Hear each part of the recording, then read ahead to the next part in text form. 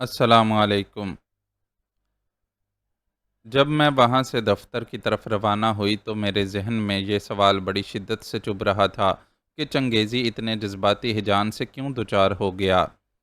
جن لوگوں کے ضمیر اتنے مجرم ہوتے ہیں وہ ایسی کیفیت سے شاید ہی گزرتے ہوں، تو پھر مشتاق چنگیزی اتنا جذباتی کیسے ہو گیا؟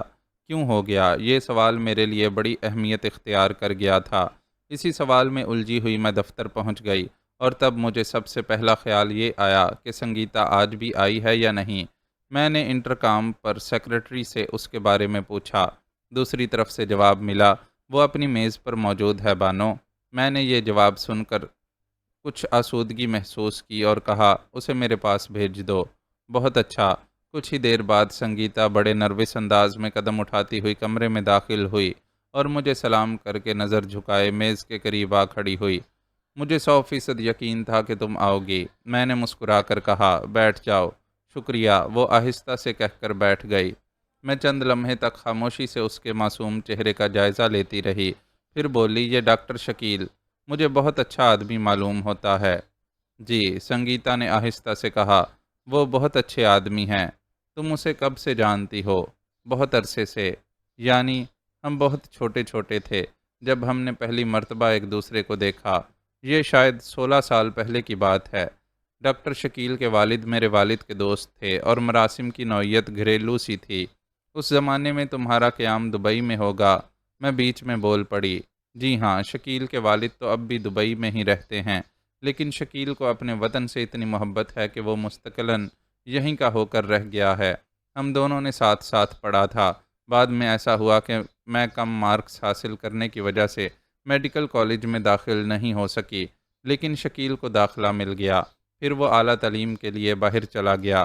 وہاں سے لوٹنے کے بعد وہ اپنا ہاسپٹل بھی کھول سکتا تھا، لیکن اس نے ایسا نہیں کیا، بلکہ مختلف ہاسپٹلز کے لیے 2-3 گھنٹے وقف کر دیے۔ اس کا کہنا ہے کہ اس طرح وہ بہت زیادہ مریضوں کی خدمت کر سکتا ہے، جبکہ اپنا ہاسپٹل کھولنے کی صورت میں وہ صرف اسی کا ہو کر رہ جاتا۔ سنگیتا ایک طویل سانس لینے کے لیے رکی اور اس کے بعد پھر بولنے لگی۔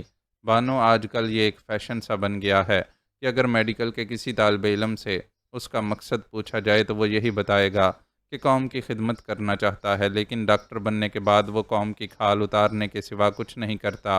جبکہ ڈاکٹر شکیل ان معدود بے چند ڈاکٹروں میں سے ہے جنہوں نے واقعی صرف خدمت خلق کے جذبے سے ڈاکٹری کی تعلیم حاصل کی ہے۔ خواہش تو میری بھی یہی تھی کہ لیکن میں بدقسمتی سے ڈاکٹر نہ بن سکی، اور تبھی میں نے اپنے اس جذبے کی تسکین کے لیے نرسنگ کا کورس بھی کر ڈالا۔ جب ڈاکٹر شکیل واپس آیا تو ہمارے حالات بدل چکے تھے۔ معاشی بحران کا ازدہا ہم کو نگلے لے رہا تھا۔ اس وقت میں نے فیصلہ کیا کہ ایک پارٹ ٹائم نرس کی حیثیت سے شکیل کے ساتھ کام کرنے لگوں۔ شکیل کے پاس دولت کی کوئی کمی نہیں ہے، وہ میرے لیے بہت کچھ کرنا چاہتا ہے، لیکن میں اور میرے والد کسی کے بھی احسان مند نہیں بننا چاہتے۔ یہ بھی بہت اچھی بات ہے، لیکن تم نے میری فرم میں ملازمت کیوں کی؟ تم ڈاکٹر شکیل کے ساتھ دوسرے ہاسپٹلز میں بھی پارٹ ٹائم نرس کے فرائض انجام دے کر اپنی آمدنی میں اضافہ کر سکتی تھی۔ جی ہاں، لیکن بعض وجوہات کی بنا پر میں ایسا نہیں کر سکتی۔ وہ وجوہات کیا ہیں؟ میں آپ کی شکر گزار ہوں گی اگر آپ مجھ سے اس سوال کا جواب نہ چاہیں۔ میں ایک طویل سانس لے کر اپنی کرسی کی پشتگاہ سے ٹک گئی اور کہا، تم بڑی پراسرار لڑکی ہو سنگیتا۔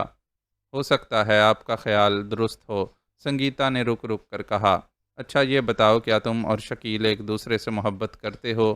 سنگیتا کے چہرے پر حیا آلود کیفیت چھا گئی، اور پھر اس نے نظر اوپر اٹھائے بغیر کہا، آپ جہاں دیدہ خاتون ہیں، لہٰذا آپ کو مجھ سے یہ سوال کرنا ہی نہیں چاہیے تھا۔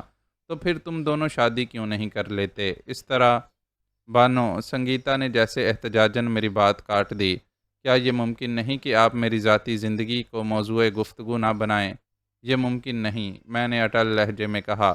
میں ہر قیمت پر تمہاری زندگی کے تمام الجھاؤں کو ختم کرنا چاہتی ہوں۔ سنگیتا نے نظر اٹھا کر بے بسی سے میری طرف دیکھا۔ سنگیتا، میں نے بڑی سنجیدگی سے کہا، میں بڑی صاف گوئی سے کہہ دینا چاہتی ہوں کہ مجھے تم سے محبت ہو گئی ہے۔ میں آپ کا بہت احترام کرتی ہوں بانو، تو میں کب چاہتی ہوں کہ تم احترام نہ کرو؟ میں تلخی سے مسکرائی۔ تم احترام کرتی رہو، میں محبت کرتی رہوں گی۔ کیا آپ اپنے اس جذبے کو ختم نہیں کر سکتیں؟ پگلی، میں نے زہر خند کہا، تو واقعی بہت معصوم ہے۔ کیا یہ ممکن ہے کہ دل سے کسی کی محبت کو کھرچا جا سکے؟ یہ جذبہ پیدا نہیں کیا جاتا بلکہ پیدا ہو جاتا ہے، اور جو چیز از خود پیدا ہو جائے اسے ختم کرنا انسان کے اختیار میں نہیں ہوتا۔ اگر میں تم پر جبر کروں کہ تم بھی مجھ سے محبت کرو تو یہ بھی ممکن نہیں۔ جس طرح جبر سے محبت کا جذبہ پیدا نہیں کیا جا سکتا، اسی طرح جبر سے اس جذبے کو ختم بھی نہیں کیا جا سکتا۔ تمہیں مجھ سے محبت ہو یا نہ ہو، مجھے تم سے بہرحال محبت ہے اور ہمیشہ رہے گی۔ تم شکیل سے محبت کرتی رہو، میں تم سے محبت کرتی رہوں گی۔ تم اگر مجھے برا سمجھنے بھی لگو گی تو بھی میری محبت اپنی جگہ قائم و دائم رہے گی۔ ہاں، بس اتنی التجا ضرور ہے کہ تم مجھ سے نفرت نہ کرنے لگنا۔ اچانک میں خاموش ہو گئی، کیونکہ میں نے محسوس کیا تھا کہ میں جذباتی ہوتی چلی جا رہی ہوں اور کسی بھی لمحے میری آواز میرے حلق میں گھٹ کر رہ جائے گی۔ آپ بہت عجیب ہیں بانو، سنگیتا نے بھررائی ہوئی آواز میں کہا۔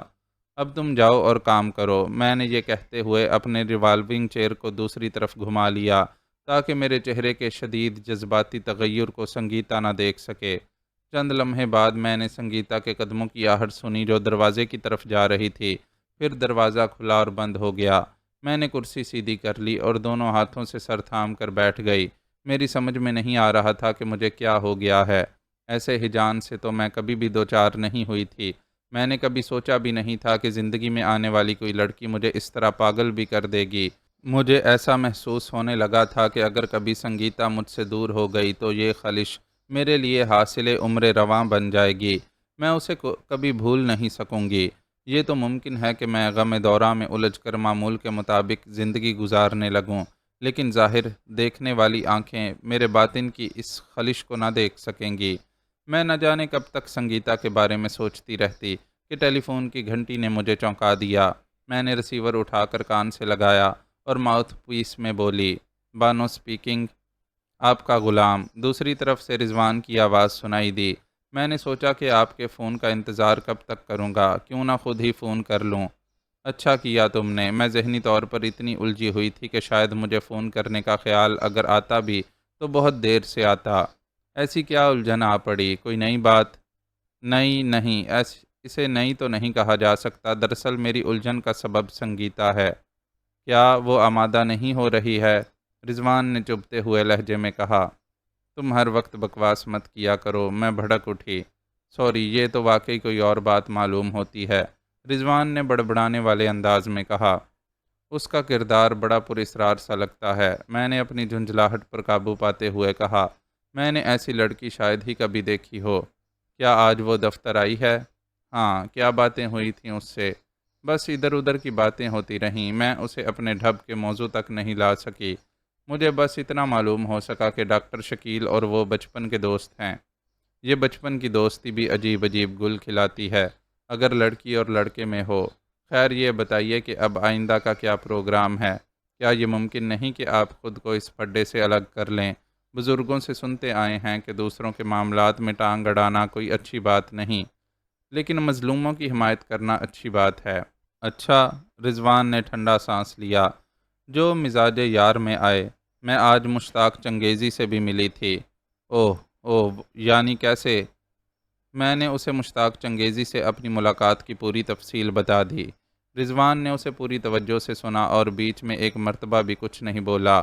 آخر میں نے کہا، مشتاق چنگیزی کا جذباتی ہو جانا میری سمجھ میں نہیں آیا۔ جن لوگوں کے ضمیر مجرم ہوتے ہیں، میرا خیال ہے کہ وہ جذباتی نہیں ہوا کرتے۔ بات تو آپ ٹھیک کہہ رہی ہیں۔ اچھا، تو پھر آپ نے کیا لائحہ عمل مرتب کیا ہے؟ سچ پوچھو تو میں ابھی تک اس نکتے پر غور ہی نہیں کر سکی۔ رات کو مجھے بہت جلد نیند آ گئی تھی۔ پھر آج مشتاق چنگیزی اور سنگیتا سے باتیں کرنے کے بعد میری ذہنی یکسوئی بالکل ختم ہو گئی ہے۔ رضوان نے شاید کچھ سوچتے ہوئے کہا، میرے خیال میں تو مشتاق چنگیزی کے ماضی سے پردہ اٹھانا ضروری ہے۔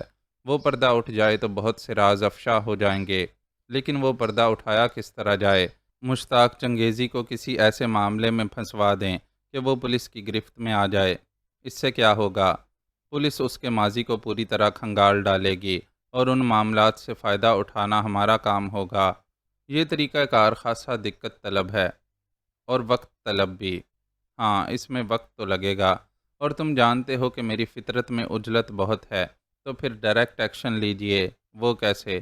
رضوان مجھے سمجھانے لگا کہ ڈائریکٹ ایکشن سے اس کی کیا مراد ہے۔ میں نے اس کی باتیں بڑے غور سے سنی اور ان پر صاد کیا۔ فیصلہ ہوا کہ آج ہی رات ڈائریکٹ ایکشن لیا جائے گا۔ تمام امور ٹیلی فون پر طے ہو گئے، اور اس طویل گفتگو کے بعد جب میں نے ریسیور رکھا تو خود کو اس غبار سے ہلکا پھلکا محسوس کیا کہ اب ایک لائحہ عمل تو طے پا گیا تھا۔ اس میں کامیابی ہوتی یا ناکامی یہ بعد کی بات تھی۔ دوپہر کا کھانا میں نے ایک قریبی ریسٹورنٹ سے منگا کر دفتر ہی میں کھایا، اور سنگیتا کو بھی بلا کر اپنے ساتھ شریک کر لیا، مگر اس نے دفتری کاموں کے علاوہ کسی موضوع پر گفتگو نہیں کی۔ میں اسے اپنے سوالات سے اتنا نروس نہیں کرنا چاہتی تھی کہ وہ ایک بار پھر دفتر آنا چھوڑ دے۔ دراصل میں نے یہ فیصلہ کیا تھا کہ مزید معلومات حاصل کرنے کے لیے سنگیتا کی بجائے ڈاکٹر شکیل سے ملاقات کروں گی۔ میرا خیال تھا کہ وہ سلجھا ہوا شخص میرے لیے خاصا معاون ثابت ہوگا۔ وہ کم از کم سنگیتا سے زیادہ بہتر ذریعہ معلومات ہو سکتا تھا۔ 4 بجے میں دفتر سے اٹھی اور گھر کی طرف روانہ ہو گئی۔ ٹریفک کنٹرول کرنے والے سپاہی کے اشارے پر جب مجھے جنگ بلڈنگ کے چوراہے پر گاڑی روکنا پڑی تو میں نے عقب نما آئینے میں اس ٹریفک کا جائزہ لیا جو میری کار کے پیچھے تھا۔ ٹریفک کے ہجوم میں مجھے اورنج کلر کی ایک سپورٹس کار دکھائی دی جسے ایک غیر ملکی شخص ڈرائیو کر رہا تھا۔ اسے میں اچھی طرح پہچانتی تھی۔ وہ جیمز فریزر تھا، ایک غیر ملکی ریڈیو کا نمائندہ جو صرف ایشیائی معاملات کی رپورٹنگ کے لیے مخصوص تھا، اور اسے خاصی شہرت بھی حاصل تھی۔ وہ عموماً ہندوستان، پاکستان، افغانستان، ایران اور مشرق وسطیٰ کے دوسرے ممالک کے دورے کرتا رہتا تھا۔ عموماً اس کی موجودگی اسی ملک میں ہوتی تھی جہاں سیاسی حالات کشیدگی کی طرف مائل ہوں۔ تو یہ آج کل کراچی میں ہے، میں نے سوچا۔ سپاہی نے اپنا رخ بدل کر میکلوڈ روڈ کے ٹریفک کو رواں ہونے کا اشارہ دیا تو میں اپنی کار کو حرکت میں لے آئی، اور جیمز فریزر کا خیال میرے ذہن سے نکل گیا۔ میں آج رات کی مہم کے بارے میں سوچنے لگی، مجھے اور رضوان کو سر کرنا تھی۔ اسی کے بارے میں سوچتی ہوئی جب میں پیلس سینما کے سامنے والی سڑک پر مڑی تو میں نے عقب نما آئینے میں دیکھا کہ جیمز فریزر کی کار بھی چلی آ رہی ہے۔ یہ ادھر کہاں چلا آ رہا ہے؟ میرے ذہن میں سوال ابھرا، لیکن سوال میں اتنی شدت نہیں تھی کہ میرے ذہن میں جمع رہ سکتا۔ دراصل یہ تو میرے ذہن میں بھی نہیں آ سکتا تھا کہ جیمز فریزر میری نگرانی کر رہا ہوگا۔ یہ شبہ میرے ذہن میں سب سے پہلے اس وقت ابھرا جب میں اپنی گاڑی کو ڈیفنس کی طرف جانے والے راستے پر موڑ رہی تھی، اور جیمز فریزر بھی اسی طرف مڑا تھا۔ پھر جب یہ شبہ میرے ذہن میں پیدا ہو گیا تو میں نے اپنی کار کو بلا وجہ 2-3 جگہ موڑا۔ اورنج کلر کی سپورٹس برابر میرے تعاقب میں لگی رہی۔ اب مجھے یقین ہو گیا کہ جیمز فریزر میری ہی نگرانی کر رہا ہے۔ یہ گویا ایک نیا شگوفہ کھلا تھا۔ یہ بات کسی طرح بھی میری سمجھ میں نہیں آ سکی تھی کہ جیمز فریزر میرے پیچھے کیوں لگا ہوا ہے۔ اس کا کام تو سیاسی شخصیتوں کی سرگرمیوں پر نظر رکھنا تھا، اور میں سیاست سے دور کا بھی تعلق نہیں رکھتی تھی۔ جیمز فریزر کا اتنی بے باکی سے میرا تعاقب کرنا اس بات کا ثبوت تھا کہ وہ کسی غلط فہمی کا شکار ہے۔ اسے یہ نہیں معلوم تھا کہ میں اسے پہچانتی ہوں۔ اگر اسے یہ معلوم ہوتا تو وہ بہت دور دور رہ کر میری نگرانی کرتا، مگر کیوں؟ یہ سوال میرے لیے خاصا پیچیدہ تھا۔ آخر جیمز فریزر کو میری نگرانی کی کیا ضرورت پیش آ گئی تھی؟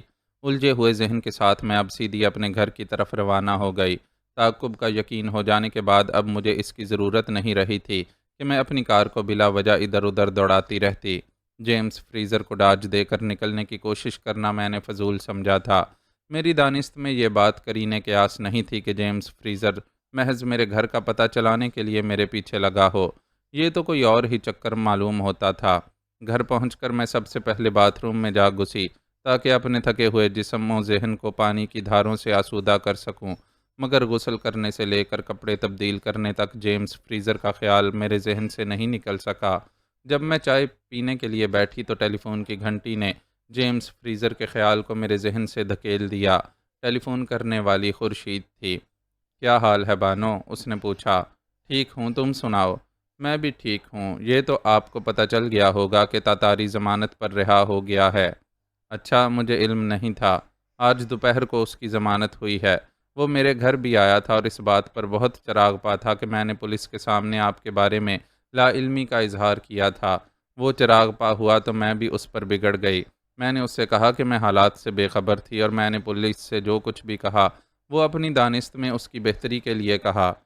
بہت مناسب جواب دیا تم نے، میں نے مسکرا کر کہا۔ اچھا پھر کچھ بھی نہیں، وہ بک جھک کر کے واپس چلا گیا، خورشید نے کہا، اور پھر بولی، آپ اب بھی اس کی طرف سے چوکنا ہی رہیے گا۔ تم فکر نہ کرو، تاتاری جیسے لوگ میرے پرس میں پڑے رہتے ہیں۔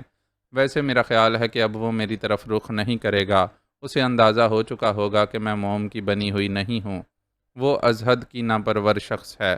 تم فکر نہ کرو ڈارلنگ، یہ بتاؤ کہ اب ملاقات کب ہو رہی ہے؟ جب آپ حکم دیں، خورشید چہکی۔ کل رات کو آ جاؤ۔ اوکے، بائے بائے، میں نے کہا اور ٹیلی فون بند کر دیا۔ پھر چائے پینے کے دوران میں کچھ دیر تک میں خورشید کے بارے میں ہی سوچتی رہی۔ وہ پیشہ ور لڑکی تھی اور اس قسم کی لڑکیاں مجھے بس ایک حد تک گوارا ہوتی ہیں، لیکن خورشید مجھے کچھ زیادہ ہی اچھی لگنے لگی تھی۔ غالباً اس کا سبب یہ تھا کہ گندم اگر بہم نہ رسد بس غنیمت است، ان دنوں کسی لڑکی سے میرا رابطہ ہی نہیں ہو سکا تھا سوائے سنگیتا کے، اور اسے میں اپنی آسودگی کا ذریعہ بنانا ہی نہیں چاہتی تھی۔ یہ پہلا موقع تھا کہ میں ایک خلش کو سینے سے لگائے رکھنے پر آمادہ تھی، اور اس کا کوئی منطقی جواز نہیں تھا۔ منطقی جواز سے میری مراد ایک ایسا جواز جو لوگوں کو پوری طرح مطمئن کر سکے۔ چائے پی چکنے کے بعد بھی میں کچھ دیر آرام کرنے کی غرض سے اپنی خوابگاہ میں جا لیٹی، اور اب میرا ذہن پھر جیمز فریزر میں الجھا ہوا تھا۔ کچھ دیر بعد اس خیال کو بھی میں نے ذہن سے جھٹک دیا۔ دراصل اس کے بارے میں سوچتے رہنے سے ذہنی تھکان کے سوا کچھ حاصل نہیں ہوتا۔ جو بات بھی تھی وہ از خود ہی سامنے آتی۔ اب میں نے سنگیتا کے بارے میں سوچنا شروع کیا۔ میں اس کی اور ڈاکٹر شکیل کے تعلق کی نوعیت کو سمجھنا چاہتی تھی۔ میں نے دفتر میں سوچا تھا کہ اس سلسلے میں ڈاکٹر شکیل سے ملاقات کرنا ہوگی، تو پھر کیوں نہ اس سے اس وقت رابطہ قائم کیا جائے۔ میں نے ٹیلی فون ڈائریکٹری اٹھائی اور ڈاکٹر شکیل کا نام تلاش کرنے لگی۔ ڈائریکٹری میں مجھے اس نام کے کئی ڈاکٹر نظر آئے، ان میں سے مطلوبہ ڈاکٹر شکیل کی تلاش مشکل ہو جاتی، لیکن آسانی ہو گئی کہ ایک ڈاکٹر شکیل کے نام کے آگے صرف رہائشی فون نمبر لکھا ہوا تھا، اور باقی شکیلوں کے ساتھ کچھ ہاسپٹلز بھی وابستہ تھے۔ میں نے ان شکیلوں کو نظر انداز کر کے اس شکیل کو رنگ کیا جس کا صرف رہائشی فون نمبر ڈائریکٹری میں درج تھا۔ دوسری طرف گھنٹی بجی اور پھر کسی نے ریسیور اٹھایا۔ ہیلو، ایک آواز سنائی دی، ڈاکٹر شکیل پلیز، صاحب تو اس وقت ہسپتال میں ہوں گے، دوسری طرف سے کہا گیا۔ شاید کوئی ملازم بول رہا تھا۔ کون سے ہاسپٹل میں؟ جواب میں مجھے جس ہاسپٹل کا نام سننا پڑا وہ ہاسپٹل نہیں تھا جہاں رضوان نے داخلہ لیا تھا۔ میں نے ملازم سے پوچھا، ڈاکٹر صاحب گھر پر کس وقت ملتے ہیں؟ وہ صبح 10 بجے گھر سے چلے جاتے ہیں اور 1 بجے واپس آتے ہیں، 3 بجے پھر چلے جاتے ہیں اور 8:30 بجے تک واپس آتے ہیں، پھر 10 بجے جاتے ہیں اور 12:30 1 بجے تک واپس آتے ہیں، ملازم نے تفصیل سے بتایا۔ پھر بولا، آپ اپنا نام اور فون نمبر لکھوا دیجئے، میں صاحب کو بتا دوں گا۔ اس کی ضرورت نہیں، میں خود فون کر لوں گی۔ میں نے یہ کہہ کر سلسلہ منقطع کر دیا۔ یہ ٹیلی فون کر کے مجھے بس اتنا معلوم ہو سکا تھا کہ میں کن اوقات میں ڈاکٹر شکیل سے اس کے گھر پر مل سکتی ہوں۔ میں نے فیصلہ کیا کہ میں آج ہی رات کو 9 بجے ڈاکٹر شکیل سے اس کے گھر پر ملاقات کروں گی۔ میں نے ایک بار پھر ڈائریکٹری اٹھائی اور اس کے گھر کا پتہ اپنی نوٹ بک میں منتقل کر لیا۔ میں 8 بجے تک بستر ہی پر رہی، پھر اٹھ کر منہ ہاتھ دھویا، کپڑے تبدیل کیے، کھانا کھایا اور ڈاکٹر شکیل کے گھر جانے کے ارادے سے روانہ ہو گئی۔ پھاٹک سے کار نکالتے ہوئے میں پوری طرح چوکنا تھی، کیونکہ خورشید نے مجھے بتایا تھا کہ تاتاری حد درجہ کی ناپرور شخص ہے اور ضمانت پر رہا ہو چکا ہے، لیکن مجھے کرب و جوار میں خطرے کی کوئی علامت نظر نہیں آئی۔ گھر سے کچھ دور نکل آنے کے بعد بھی میں نے خصوصی طور سے عقب نما آئینے پر نظر رکھی تھی، لیکن کوئی بھی مجھے تعاقب میں نظر نہیں آیا تھا، حتیٰ کہ جیمز فریزر کی کار بھی نہیں دکھائی دی تھی۔ میں نے سوچا کہیں یہ ایک اتفاق تو نہیں تھا کہ جیمز فریزر کو انہی راستوں سے گزرنا ہو جن راستوں سے میں گزری تھی۔ میں نے یہ سوچ تو لیا، لیکن یہ خیال زیادہ کرینے کے آس نہیں تھا۔ 9:10 پر میں ڈاکٹر شکیل کے گھر پہنچی۔ ایک ملازم نے بتایا کہ ڈاکٹر صاحب کھانا کھا رہے ہیں۔ اس نے مجھے ڈرائنگ روم میں بٹھایا اور میرا وزٹنگ کارڈ لے کر اندر چلا گیا۔ اس کی واپسی بھی جلد ہی ہوئی اور اس نے کہا، آپ کو 10-15 منٹ تک انتظار کرنا ہوگا۔ کوئی حرج نہیں، میں نے کہا۔ آپ کافی پینا پسند کریں گی یا؟ میرا خیال ہے کہ ڈاکٹر صاحب کو آ جانے دو، اس کے بعد دیکھا جائے گا، میں نے ہنس کر کہا۔ ملازم نے مؤدبانہ انداز میں سر ہلایا اور ڈرائنگ روم سے چلا گیا۔ میں نے تپائی پر پڑا ہوا ایک میگزین اٹھایا اور اس کی ورق گردانی کرنے لگی۔ 10 منٹ بعد ہی اندرونی دروازے پر آہٹ ہوئی۔ میں نے میگزین بند کرتے ہوئے اس طرف دیکھا، وہ ڈاکٹر شکیل ہی تھا جو ڈرائنگ روم میں داخل ہوا تھا۔ میں رسماً اپنی جگہ سے اٹھی تو وہ جلدی سے بولا، تشریف رکھیے بانو، معاف کیجیے گا، میں آپ کا پورا نام نہیں لے رہا ہوں۔ دراصل سنگیتا نے مجھے بتایا تھا کہ آپ خود کو صرف بانو کہلانا پسند کرتی ہیں۔ خوب، میں نے ایک طویل سانس لیا۔ تو سنگیتا نے آپ کو میرے بارے میں بہت کچھ بتا دیا ہے؟ جی ہاں، لیکن جب آپ ہاسپٹل میں ملی تھیں تو میں آپ کے بارے میں کچھ نہیں جانتا تھا۔ اس کے بعد ہی سنگیتا سے مجھے آپ کے بارے میں معلومات حاصل ہوئی تھیں۔ فرمائیے، آپ نے کیسے زحمت کی؟ میں آپ کی کیا خدمت کر سکتا ہوں؟ آپ کو میرے بارے میں سنگیتا سے معلومات حاصل ہوئیں؟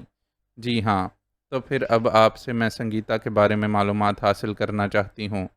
میں آپ کا مطلب نہیں سمجھا، ڈاکٹر شکیل نے متحیر ہو کر کہا۔ ڈاکٹر شکیل، میں نے سنجیدگی سے کہا، کیا میں امید کروں کہ ہماری گفتگو ہم ہی تک محدود رہے گی؟ اگر آپ کا اشارہ سنگیتا کی طرف ہے تو میں اس قسم کا کوئی وعدہ نہیں کروں گا۔ ڈاکٹر شکیل نے صاف گوئی سے کہا، اول تو میں جھوٹ بولنا پسند نہیں کرتا، دوسرے یہ کہ سنگیتا سے جھوٹ بولنے کا تو میں تصور بھی نہیں کر سکتا۔ جھوٹ بولنے کا سوال تو اس لیے نہیں پیدا ہوتا کہ سنگیتا کو ہماری ملاقات کا علم ہی نہیں ہوگا، اور جب علم نہیں ہوگا تو وہ آپ سے اس کے بارے میں کچھ پوچھے گی نہیں، اور جب وہ پوچھے گی نہیں تو آپ کو جھوٹ بولنے کی ضرورت ہی نہ پڑے گی۔ ویسے میں آپ سے رازداری کا جو وعدہ لے رہی ہوں وہ حقیقتاً سنگیتا کے مفاد میں ہے۔ ڈاکٹر شکیل کی آنکھوں سے الجھن جھانکنے لگی، اور پھر اس نے کہا، میری سمجھ میں نہیں آ رہا کہ آپ کس قسم کی باتیں کر رہی ہیں یا کس قسم کی باتیں کرنا چاہتی ہیں۔ ابھی آپ پر سب واضح ہو جائے گا۔ خیر، میں قبل از وقت کوئی وعدہ نہیں لیتی، صورتحال کی نزاکت خود ہی آپ کو مجبور کر دے گی کہ آپ اس سلسلے میں رازداری برتیں۔ ڈاکٹر شکیل سوالیہ نظر سے میری طرف دیکھنے لگا۔ میں قدرے رک کر بولی، یہ تو آپ جانتے ہی ہوں گے کہ سنگیتا کی زندگی میں مالی بحران کا جو موڑ آیا ہے وہ اچانک اور غیر متوقع ہے، نیز یہ کہ اس کے اسباب بھی نامعلوم ہیں۔ جی ہاں، مجھے ان باتوں کا علم ہے، اور جب بیرون ملک سے لوٹنے پر مجھے اس کا علم ہوا تو میں بھی ہکا بکا رہ گیا تھا۔ حیرانی کی بات ہی ہے، ایسی کایا پلٹ حقیقی زندگی میں شاید ہی نظر آئے۔ تو اس بات سے آپ بھی بے خبر ہیں کہ رام لال صاحب نے اپنی ساری زندگی کا حاصل مشتاق چنگیزی کو کیوں دے دیا؟ جی ہاں انکل، میرا مطلب ہے سنگیتا کے والد نے اس سلسلے میں بالکل چپ سادھ لی ہے۔ میں نے صرف ایک مرتبہ ان سے اس موضوع پر گفتگو کرنا چاہی تھی تو انہوں نے مجھے یہ کہہ کر خاموش کر دیا کہ اگر میں ان سے تعلقات برقرار رکھنا چاہتا ہوں تو آئندہ اس سلسلے میں کوئی بات نہ کروں۔ سنگیتا نے مجھے بتایا تھا کہ آپ بھی اس سلسلے میں ان سے ملنا چاہتی تھیں، مگر جی ہاں، انہوں نے ملنے سے انکار کر دیا تھا۔ تو غالباً آپ ان اسباب کا پتہ لگانا چاہتی ہیں۔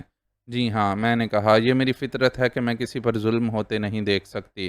شاید آپ کو یہ سن کر تعجب ہوگا کہ کوئی نامعلوم شخصیت اس پریشان حال گھر کو مزید پریشان کرنا چاہتی ہے۔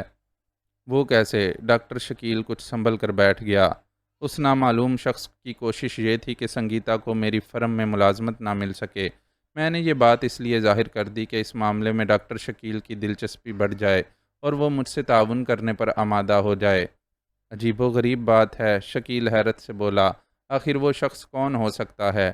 میں یہی پتہ چلانے کی کوشش کر رہی ہوں، اور میں اس معاملے سے سنگیتا کو اس لیے بے خبر رکھنا چاہتی ہوں کہ وہ دہشت زدہ نہ ہو جائے۔ وہ بہت معصوم لڑکی ہے۔ شکیل نے اس طرح سر ہلایا جیسے بات اس کی سمجھ میں آ گئی ہو۔ اب میں آپ سے ایک عجیب سوال کروں گی، میں نے کہا، آخر اس کی نوبت کیوں آئی کہ سنگیتا کو میری فرم میں ملازمت کی ضرورت پیش آئی؟ آپ کا سوال وضاحت طلب ہے۔ وہ آپ کے ساتھ رات کو ایک پارٹ ٹائم نرس کے فرائض انجام دیتی ہے نا؟ جی ہاں، اور آپ نے اپنی خدمات کچھ دوسرے ہاسپٹل کے لیے بھی وقف کر رکھی ہیں؟ جی ہاں، تو کیا یہ ممکن نہیں تھا کہ آپ دوسرے ہاسپٹل میں بھی سنگیتا کو اپنے ساتھ لگائے رکھتے؟ آپ نے ایک ایسا سوال کیا ہے جو آپ کو کرنا ہی چاہیے تھا، شکیل نے خفیف سی مسکراہٹ کے ساتھ کہا۔ دراصل وہ اچانک خاموش ہو گیا کیونکہ ملازم کافی لے کر آ گیا تھا۔ کافی پینے کے دوران میں گفتگو کا آغاز پھر ہوا۔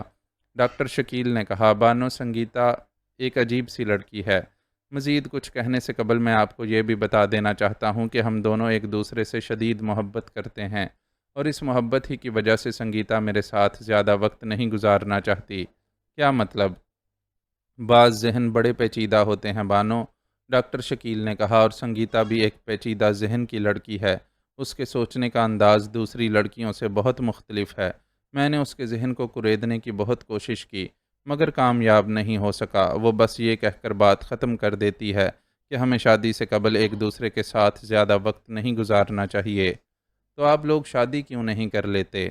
آپ کا یہ سوال بڑا اہم ہے۔ دراصل بانو، ڈاکٹر شکیل نے قدرے توقف سے کہا، آج کے زمانے میں پڑھ لکھ جانے کے بعد لوگ مذہب کو زیادہ اہمیت نہیں دیتے، لیکن میں ان لوگوں سے قطعی مختلف ہوں۔ میں یہ دعویٰ تو نہیں کروں گا کہ میں ایک سچا مسلمان ہوں، لیکن یہ ضرور کہوں گا کہ میں ایک اچھا مسلمان بننے کی کوشش کرتا رہتا ہوں۔ اس لیے میں چاہتا تھا کہ شادی سے قبل سنگیتا مسلمان ہو جائے۔ میں نے اس سے کہا تھا کہ کیا وہ میری محبت کی خاطر یہ قربانی نہیں دے سکتی؟ میرے اس سوال کا جواب اس نے ایسا دیا کہ میں سٹ پٹا گیا، اور آج تک سٹ پٹایا ہوا ہوں۔ اس نے کہا تھا کہ محبت کی خاطر میں اس سے ہی قربانی کیوں طلب کر رہا ہوں؟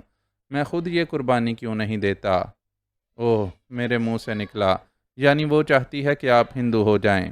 ہاں، دراصل وہ بھی اپنے مذہب کی بہت سخت پابند ہے۔ تو آپ دونوں ایسا کیوں نہیں کرتے کہ اپنے اپنے مذہب پر قائم رہتے ہوئے شادی کر لیں؟ ہندو چونکہ اہل کتاب نہیں ہیں، اس لیے میں ایسا نہیں کر سکتا۔ دوسرے یہ کہ اگر وہ کسی اہل کتاب مذہب سے متعلق ہوتی تو بھی اپنے اپنے مذہب پر قائم رہتے ہوئے شادی کر لینا میرے نزدیک بہت بڑی حماقت ہے۔ اس کے شدید اثرات اولاد پر پڑتے ہیں، اور آنے والی نسل ذہنی طور سے دو حصوں میں بٹ جاتی ہے۔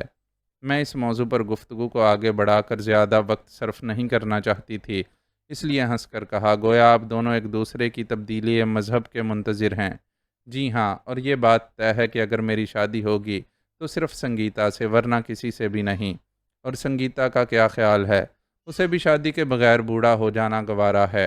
شکیل کی مسکراہٹ میں کرب پنہاں تھا۔ آپ دونوں قابل رحم ہیں، میں نے ایک طویل سانس لے کر کہا۔ مجھے آپ لوگوں کے اس مسئلے کا بھی کوئی حل ڈھونڈنا پڑے گا، لیکن فی الحال مجھ پر صرف یہ معلوم کرنے کی دھن سوار ہے کہ سنگیتا کے باپ نے اپنا سب کچھ مشتاق چنگیزی کو کیوں سونپ دیا، اور وہ شخص کون ہے جو اب بھی اس گھرانے کو مزید پریشان کرنے کے در پہ آزار ہے۔ آپ نے کبھی مشتاق چنگیزی کے بارے میں سوچا تو ہوگا؟ بہت سوچا ہے، اور کچھ نہیں سمجھ سکا۔ میرے والد دبئی میں رہتے ہیں، میں نے انہیں بھی اس صورتحال سے آگاہ کر دیا ہے۔ دراصل سنگیتا کے گھر سے ہمارے تعلقات بہت پرانے ہیں۔ میرے والد صاحب سنگیتا کے والد کے دوست ہیں۔ میں چاہتا ہوں کہ وہ دبئی سے یہاں آ کر رام لال کی مالی معاونت کریں اور انہیں دوبارہ کاروباری میدان میں لائیں۔ یہ پیشکش میں نے اپنے طور پر بھی کی تھی، لیکن سنگیتا نے اسے بہت سختی سے مسترد کر دیا۔ اب میں اس سلسلے میں اپنے والد کو بلانا چاہتا ہوں، لیکن وہ آج کل کچھ ایسے کاروباری مسائل سے دوچار ہیں کہ فوری طور پر نہیں آ سکتے۔ کیا آپ کے والد بھی مشتاق چنگیزی کے مسئلے پر کوئی قیاس آرائی نہیں کر سکتے؟ ممکن ہے کہ وہ کوئی قیاس آرائی کر سکیں، مگر انہیں اتنا وقت بھی نہیں ملا کہ میرے خط کا تفصیلی جواب دے سکیں۔ انہوں نے مجھ سے بس ٹیلی فون پر اتنا کہا تھا کہ وہ کچھ کاروباری مسائل کو نمٹا کر جلد از جلد کراچی آنے کی کوشش کریں گے۔ میں ذرا دیر تک اس گفتگو کا جائزہ لیتی رہی جو میں نے شکیل سے کی تھی۔ اس گفتگو کا نتیجہ صرف یہ نکلا تھا کہ میں شکیل اور سنگیتا کے تعلقات کی نوعیت سے آگاہ ہو گئی تھی۔ اس کے علاوہ مجھے کچھ نہیں معلوم ہو سکا تھا۔ میں اچانک کھڑی ہو گئی اور بولی، اچھا، اب میں اجازت چاہوں گی۔ غالباً آپ اب خود ہی یہ اندازہ لگا چکے ہوں گے کہ سنگیتا سے ان باتوں کو پوشیدہ رکھنا کیوں ضروری ہے۔ اگر اسے یہ باتیں معلوم ہو گئیں تو وہ بہت نروس ہو جائے گی۔ بہرحال میں یہاں سے جاتے ہوئے بھی آپ سے اس سلسلے میں کوئی وعدہ لینا نہیں چاہتی۔ آپ اگر چاہیں تو سنگیتا کو سب کچھ بتا دیں، اور نہ چاہیں تو نہ بتائیں۔ ہاں، اگر کبھی آپ کو اس سلسلے میں کوئی بات معلوم ہو جائے تو مجھ سے رابطہ ضرور قائم کیجیے گا۔ اگر آپ کے والد صاحب کراچی تشریف لے آئیں تو بھی مجھے اطلاع دیجیے گا، میں آپ کی ممنون ہوں گی۔ چونکہ آپ یہ ساری پریشانی محض سنگیتا کی وجہ سے مول لے رہی ہیں، اس لیے میرے مکمل تعاون کا یقین رکھیے۔ ڈاکٹر شکیل مجھے چھوڑنے کے لیے برآمدے تک آیا۔ ہم دونوں میں خدا حافظ کا تبادلہ ہوا، اور پھر میں اپنی کار میں بیٹھ کر اپنے گھر کی طرف روانہ ہو گئی۔ گھر پہنچ کر مجھے آج رات کے اس آپریشن کی تیاری کرنا تھی جس کا لائحہ عمل میں نے اور رضوان نے طے کیا تھا۔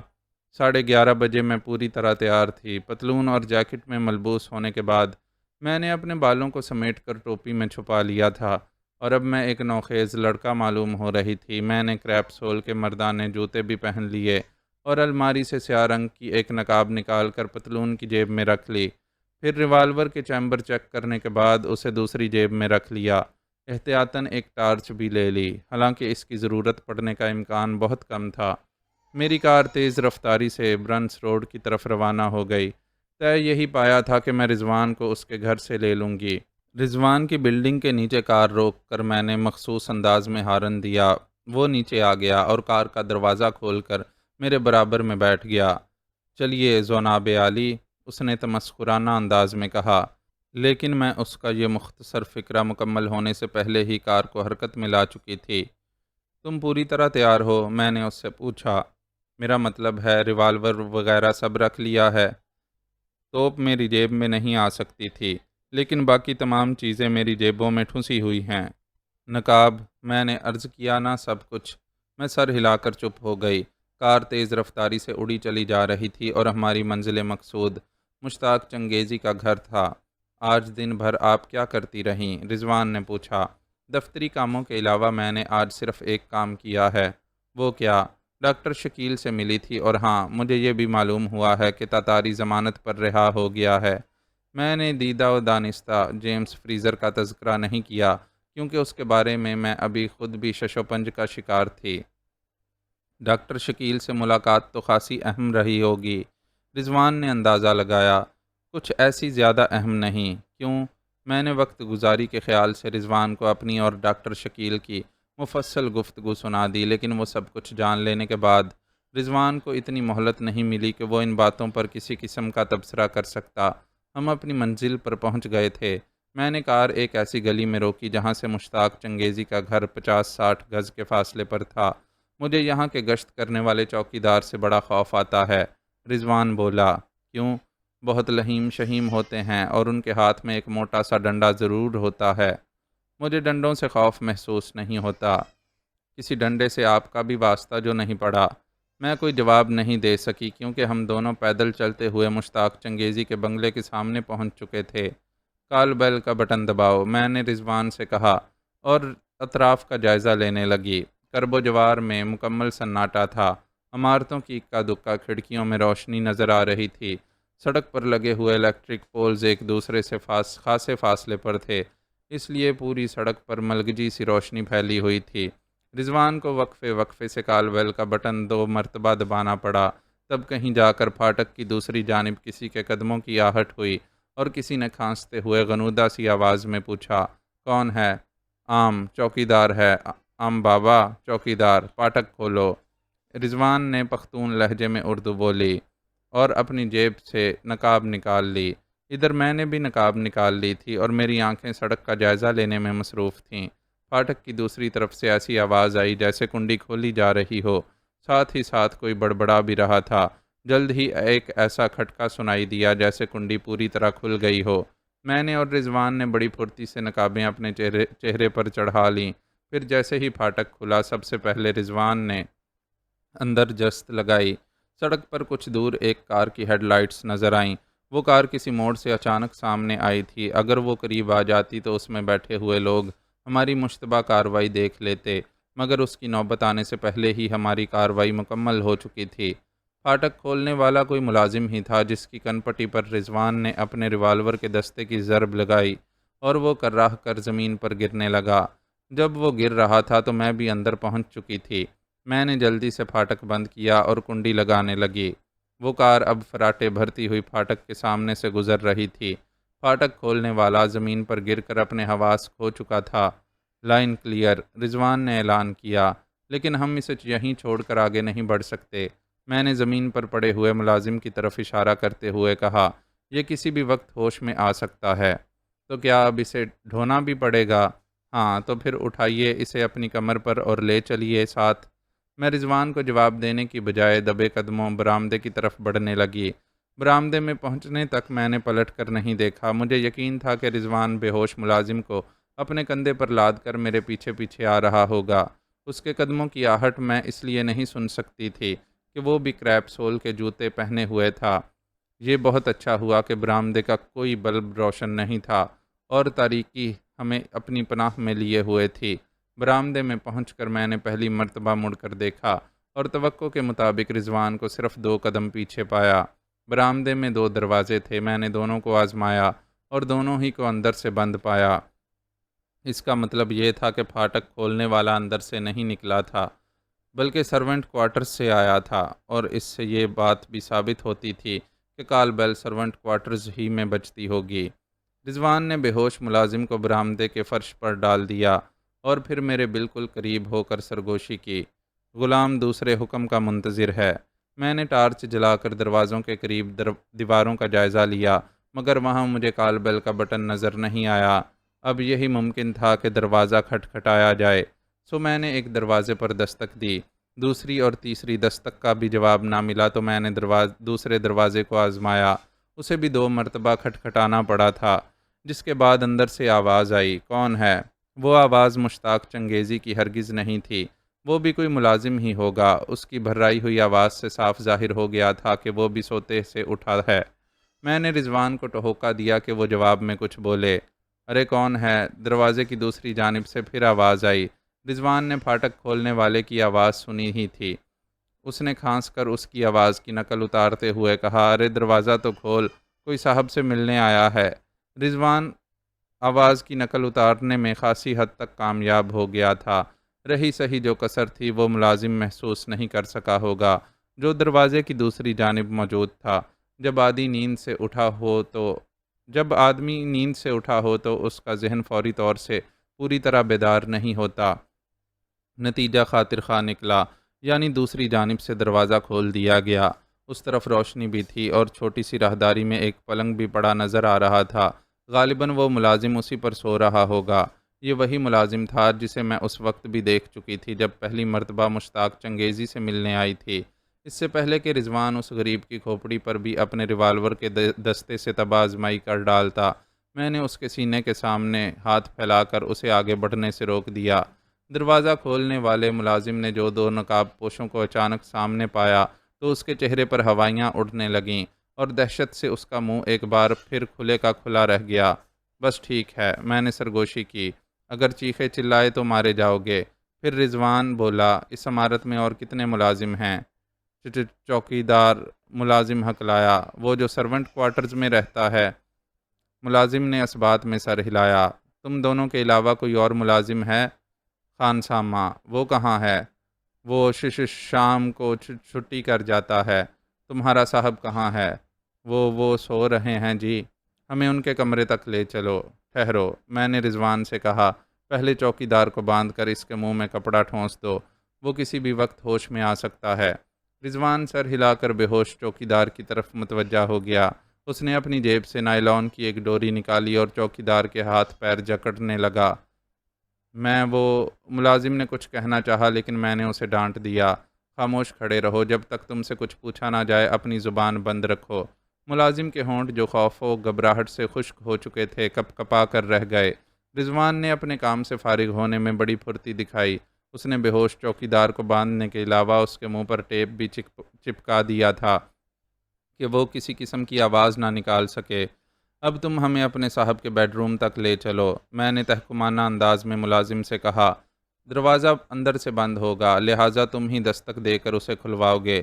اگر تمہارا صاحب دروازہ کھولے بغیر اندر سے پوچھے کہ کیا بات ہے تو تم اسے بتاؤ گے کہ پولیس کا ایک آفیسر اس سے ملنے آیا ہے۔ پھر میں نے قدرے توقف سے پوچھا، سمجھ گئے؟ ملازم زور زور سے اس بات میں سر ہلانے لگا۔ تو پھر چلو۔ ملازم مڑا تو میں نے آگے بڑھ کر ریوالور کی نال اس کی کمر سے لگا دی۔ رضوان نے بے ہوش چوکیدار کو برآمدے سے گھسیٹ کر اندر کر لیا اور دروازہ بند کر کے میرے ساتھ چلنے لگا۔ اچھا ہی ہوا کہ آپ ناڈیا کے دور میں نہ ہوئیں، رضوان بڑبڑایا۔ کیوں؟ میرے منہ سے بے ساختہ نکل گیا۔ بیچاری ناڈیا کی مارکیٹ ڈاؤن ہو جاتی، فلموں میں اسے کوئی ٹکے سیر بھی نہ پوچھتا۔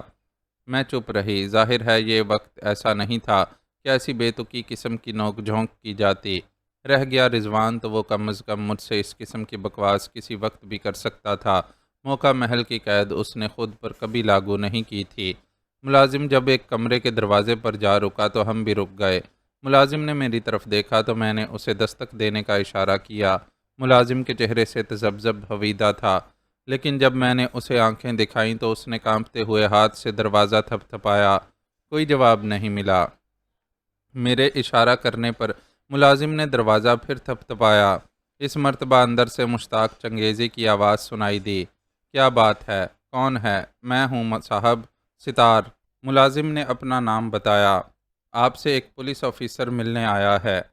اس وقت مشتاق چنگیزی کے لہجے میں حیرت تھی۔ 1 بجنے میں 5 منٹ باقی تھے۔ کیا وہ اکیلا ہے؟ مشتاق چنگیزی نے فوراً ہی دوسرا سوال کیا۔ ستار نے میری طرف دیکھا تو میں نے اس بات میں سر ہلایا۔ جی ہاں صاحب، ستار نے جواب دیا۔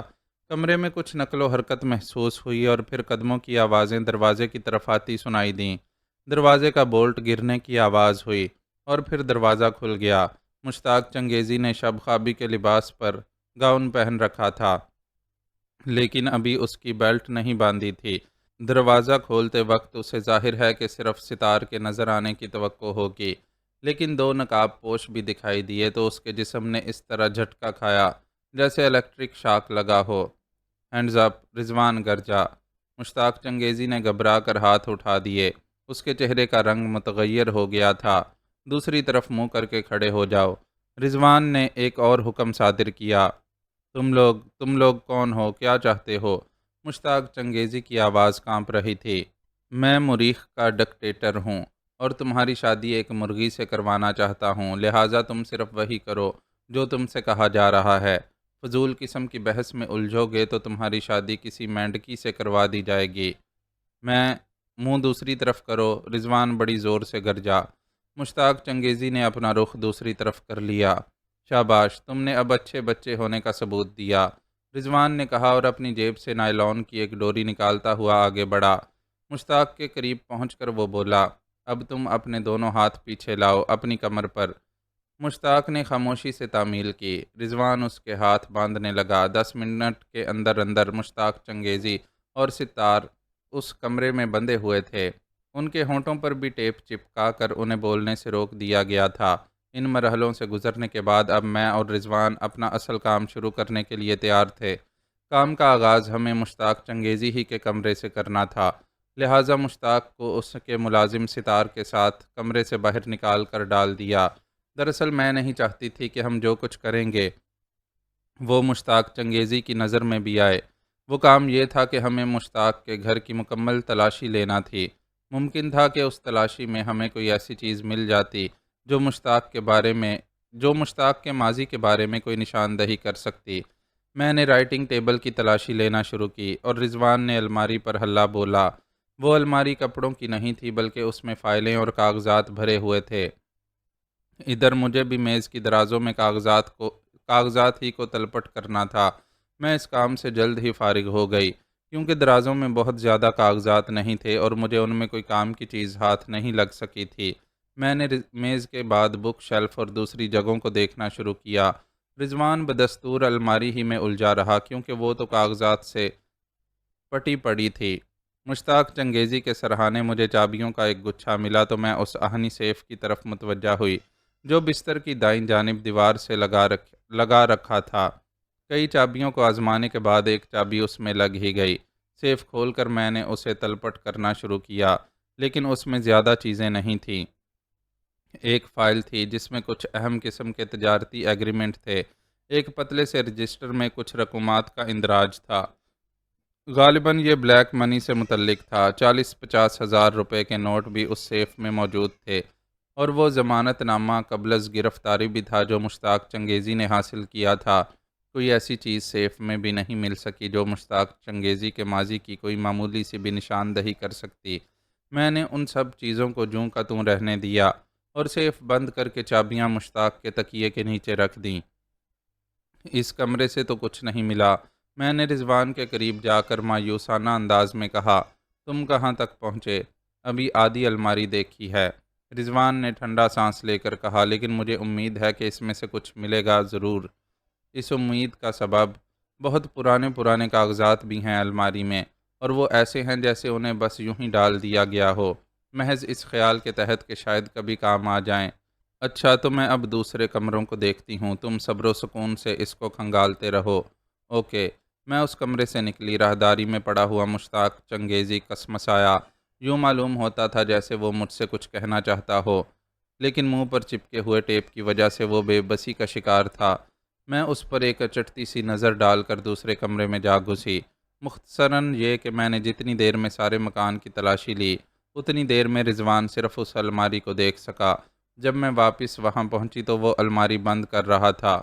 کیا رہا؟ میں نے اس سے پوچھا۔ کوئی ایسی چیز تو نہیں مل سکی کہ مشتاق کے ماضی پر روشنی ڈال سکتی، لیکن ایک خالی لفافہ ملا ہے جو شاید کسی کام آ سکے۔ خالی لفافہ؟ ہاں، رضوان میری بات پوری ہونے سے پہلے ہی بول پڑا۔ یہ ڈاک کا لفافہ ہے، مگر اس میں کوئی خط وغیرہ نہیں ہے۔ رضوان نے ایک بوسیدہ سا لفافہ میری طرف بڑھا دیا۔ میں لفافے کا بغور جائزہ لینے لگی۔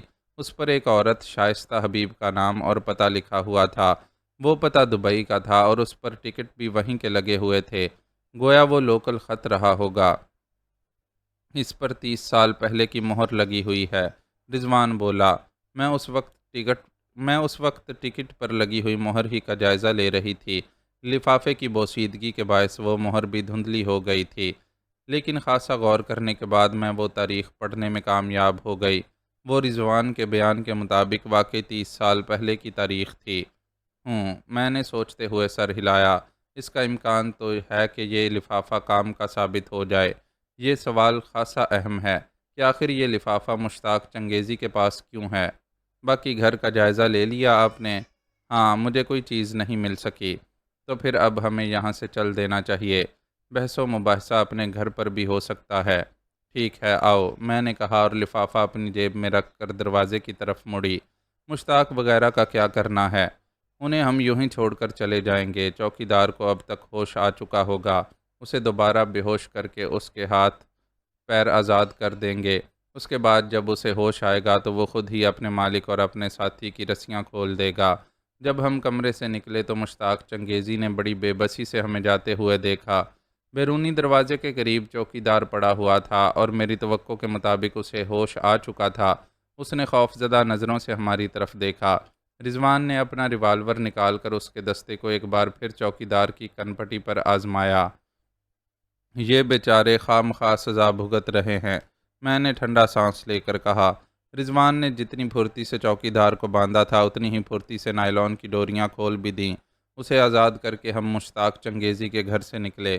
گھر سے نکلتے وقت ہم نے نقابیں اپنے چہرے سے اتار لی تھیں۔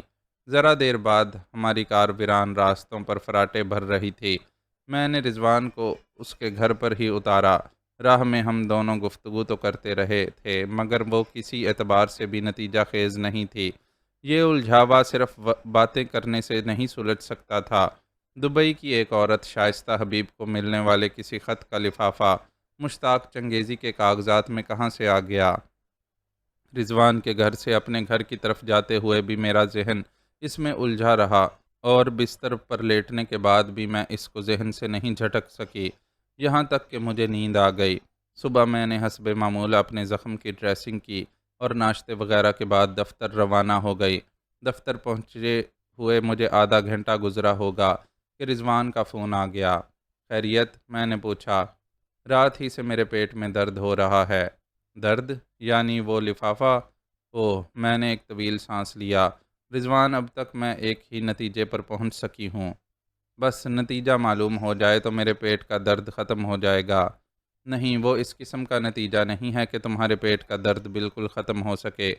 دراصل اب مجھے کچھ یوں محسوس ہونے لگا ہے کہ سنگیتا سے متعلق جو کہانی اب ہماری نگاہوں کے سامنے پھیلی ہوئی ہے، اس کا آغاز شاید برسوں پہلے دبئی میں ہوا تھا، اور اس آغاز کا پتہ دبئی سے چل سکتا ہے۔ کیا تم میری خاطر ایسا کر سکتے ہو؟ کہ آپ کی خاطر تو بہت کچھ کیا جا سکتا ہے، رضوان نے شوخی سے کہا۔ میں چاہتی ہوں کہ تم دبئی کا ایک چکر لگا آؤ۔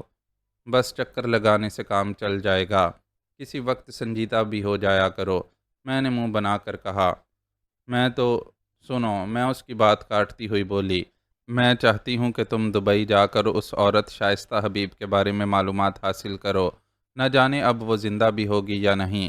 اگر مر چکی ہو تو بھی تمہیں اس کی زندگی کے بارے میں چھان پھٹک کرنا ہوگی۔ وہاں تم ایسے لوگوں سے بھی ملنا جن سے رام لال کا رابطہ رہا ہے۔ اس سلسلے میں میرا خیال ہے کہ تمہیں ڈاکٹر شکیل کے والد سے بھی خاصی مدد مل سکتی ہے۔ اس کا پتہ میں تمہیں ڈاکٹر شکیل سے معلوم کر کے بتا دوں گی۔ جتنی جلدی ممکن ہو تم دبئی چلے جاؤ۔ میں کل ہی چلا جاتا ہوں۔ ویزے کا بندوبست میں فوراً کروا دوں گی۔ خاتون، مجھے معلوم ہے کہ آپ بہت بارسوخ ہیں، لیکن ایسے چھوٹے موٹے کام تو یہ ہیچ مقدار بھی کر سکتا ہے۔ رضوان نے شاید منہ بنا کر کہا تھا۔ بس تو پھر ٹھیک ہے، میں ڈاکٹر شکیل سے اس کے والد کا پتہ لے کر تمہیں فون پر بتا دوں گی۔ اگر آپ بھی ساتھ چلتیں تو ذرا لطف رہتا۔ میں تمہیں وہاں کام کے لیے بھیج رہی ہوں، لطف اندوز ہونے کے لیے نہیں، میں نے خشک لہجے میں کہا۔ بہت بے درد ہیں آپ، رضوان نے ٹھنڈا سانس لے کر کہا۔ اچھا خیر، میں تیاریاں شروع کرتا ہوں۔ آپ مجھے آج رات تک ڈاکٹر شکیل کے والد کا پتہ بتا دیں۔ ٹھیک ہے، میں نے سلسلہ منقطع کر دیا۔ سنگیتا دفتر میں موجود تھی، لیکن اس روز میں نے اسے اپنے کمرے میں بھی نہیں بلایا۔ شام کو جب میں دفتر سے گھر کی طرف روانہ ہوئی تو میں نے دیکھا کہ جیمز فریزر کی کار میرے تعاقب میں لگی ہوئی تھی۔ یہ تو واقعی شاید ہاتھ دھو کر میرے پیچھے پڑ گیا ہے، میں نے سوچا۔ مگر کیوں؟ یہ ایک نئی الجھن تھی۔ ایک غیر ملکی ریڈیو کا نمائندہ آخر مجھ میں اتنی دلچسپی کیوں لینے لگا تھا؟ اس نے گھر تک میرا تعاقب کیا۔ جب اندھیرا پھیل گیا تو میں نے خود ڈاکٹر شکیل کے پاس جانے کی بجائے اسے فون کر کے اس کے والد کا پتہ معلوم کر لیا۔ میں خود اس لیے نہیں گئی کہ کل میں نے خورشید سے وعدہ کر لیا تھا کہ آج رات گھر پر اس کا انتظار کروں گی۔ ادھر چند دن سے کوئی نئی لڑکی میری دوست نہیں بنی تھی۔ ایسی صورت میں آخر میں اپنی بے چینیوں کو کہاں لے جاتی؟ خورشید مجھے بری بھی نہیں لگتی تھی۔ وہ ٹھیک 9 بجے آ گئی۔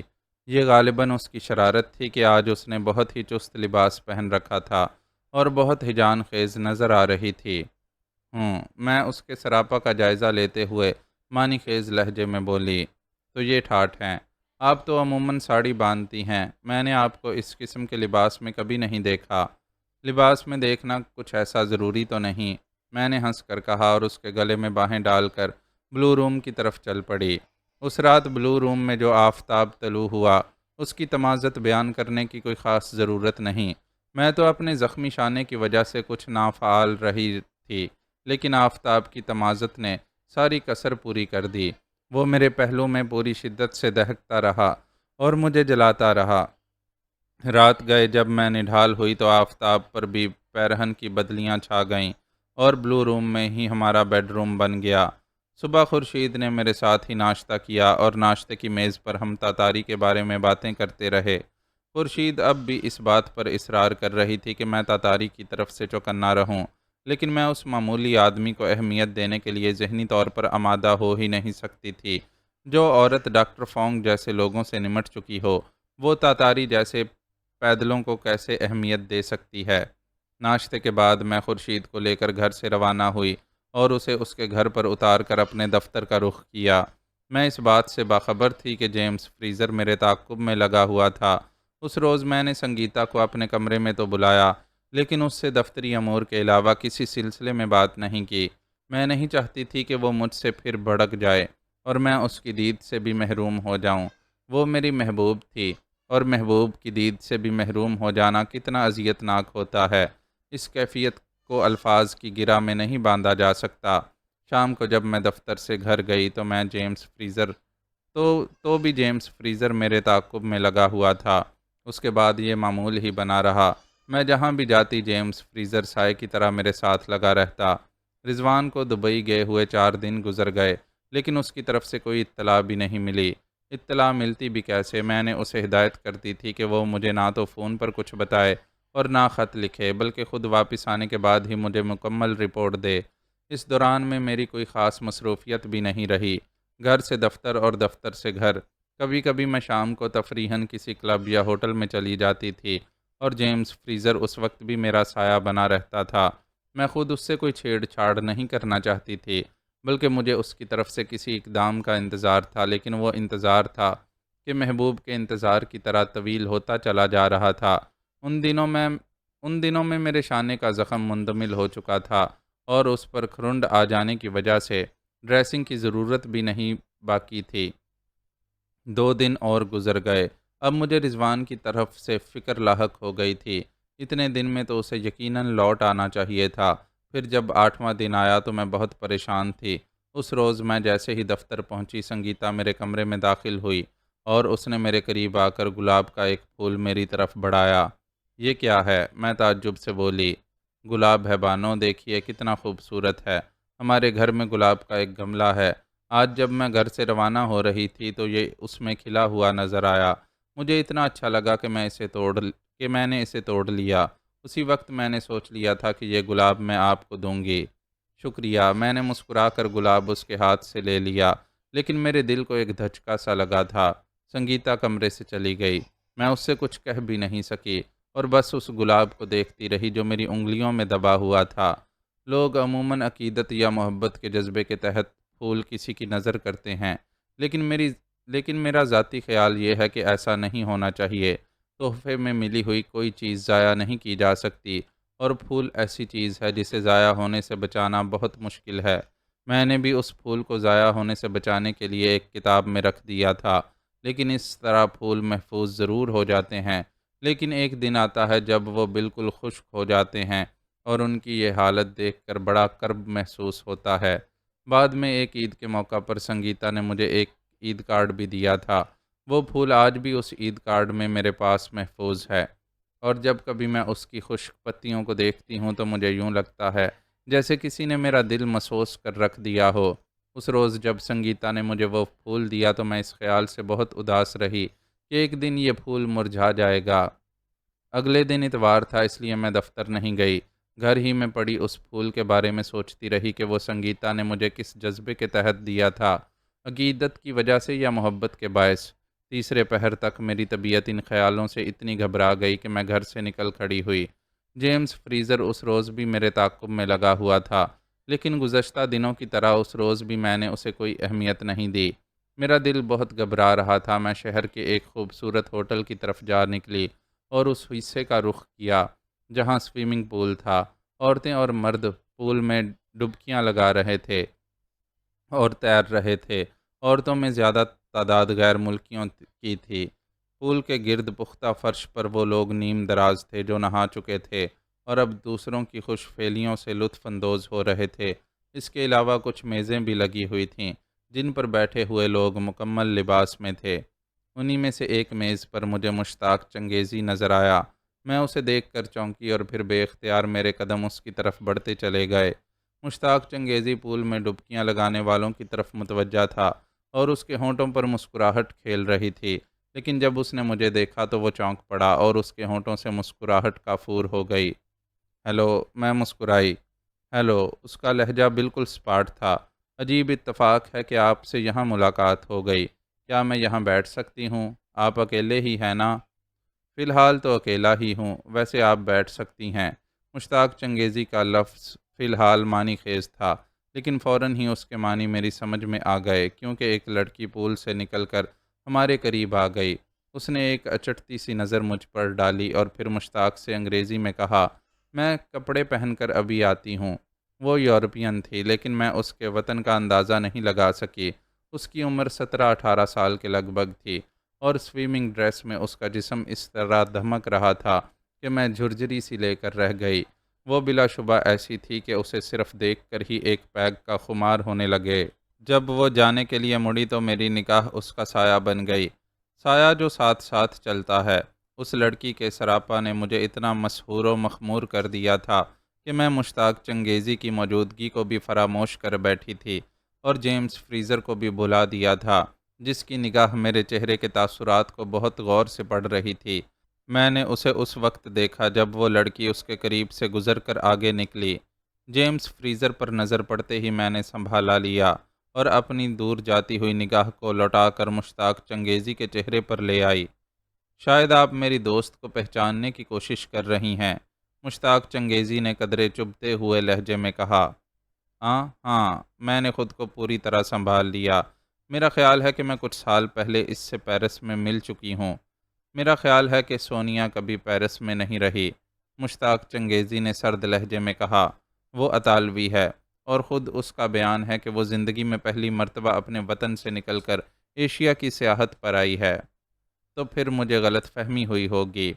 ملتے جلتے چہرے تو ساری دنیا میں پائے جاتے ہیں، آپ سے اس اطالوی لڑکی کی جان پہچان کیسے ہو گئی مسٹر مشتاق؟ کیا آپ اس کے بارے میں کوئی خبر بنانا چاہتی ہیں؟ معزز ناظرین و سامعین، لائک، کمنٹس اور شیئر ضرور کریں، شکریہ۔